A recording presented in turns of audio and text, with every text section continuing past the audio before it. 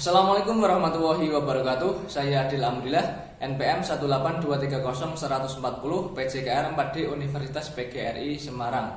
Di sini saya akan menjawab soal ujian akhir semester dari mata kuliah Pemanduan Bakat dan Kepelatihan Olahraga Sekolah.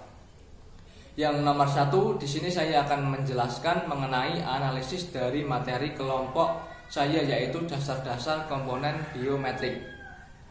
Kondisi fisik adalah satu kesatuan utuh dari komponen-komponen yang tidak dapat dipisahkan begitu saja, baik peningkatan maupun pemeliharaannya.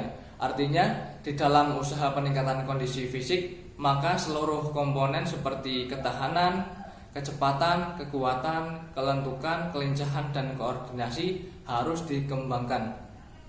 Dan dapat disimpulkan pula bahwa banyak faktor yang dapat mempengaruhi tingkat kondisi fisik seseorang. Salah satunya yaitu melalui aktivitas jasmani. Dengan demikian, peningkatan komponen biometrik dapat digunakan sebagai bentuk kegiatan dalam upaya menjaga dan meningkatkan kondisi fisik seseorang.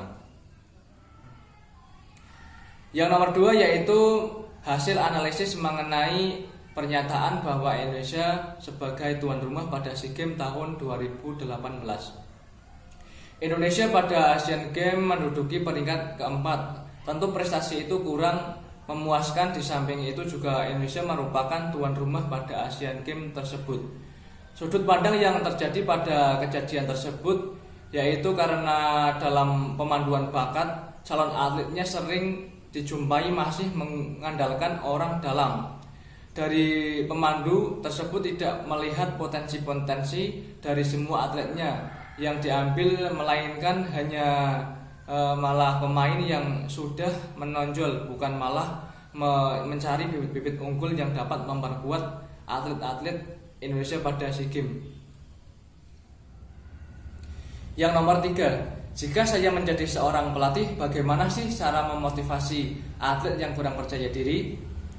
Jika saya menjadi seorang pelatih, saat atletnya mengalami kurang percaya diri atau mengalami kekalahan, saya akan memberikan semangat lebih ke atlet-atlet atau pemain agar pemain menjadi lebih percaya diri dan memotivasi agar selalu latihan dan belajar dari kesalahan, lalu melatih mental para pemain dan atlet-atlet dengan cara cari lawan latihan tanding secara rutin.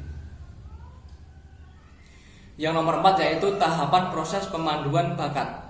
Pada tahapan pertama yang perlu dilakukan adalah melakukan program pengembangan keterampilan gerak dasar atlet, mendeteksi dan memperhatikan sejauh mana atlet telah menguasai keterampilan gerak sehingga pelatih tahap perkembangan yang dimiliki anak dapat dan akan sangat baik apabila anak mendapatkan kesempatan dan evaluasi di setiap tahunnya.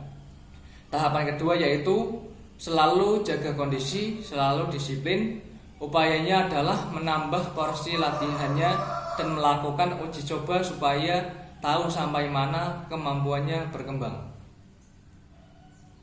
Yang nomor 5 yaitu fase dalam latihan.